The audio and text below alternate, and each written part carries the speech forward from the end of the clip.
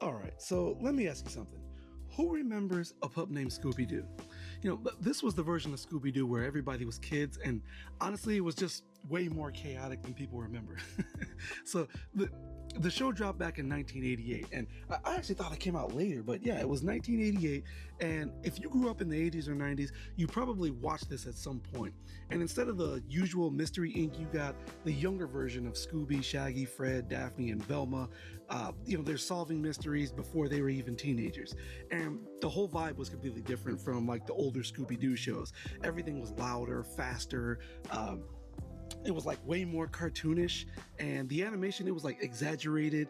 The humor was more over the top, and the mysteries almost took a secondary backseat to like the humor that was going on.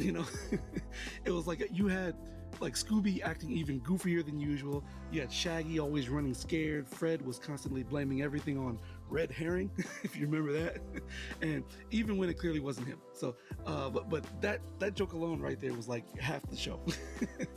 And what made it work was how self-aware it was. It didn't take itself too seriously at all, and it leaned like fully into the silliness and the ridiculous villains and the nonstop jokes and all that.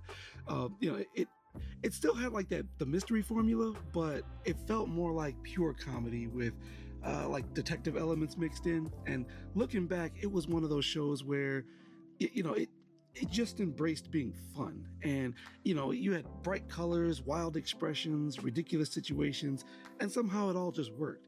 And if you grew up watching it, it was just part of that Saturday morning lineup that you never missed. So what did you think about A Pup Named Scooby-Doo? Was it like your favorite version of Scooby-Doo? Did you think it was too goofy compared to the originals? Or did you just watch it every chance you got? Let me know down in the comments.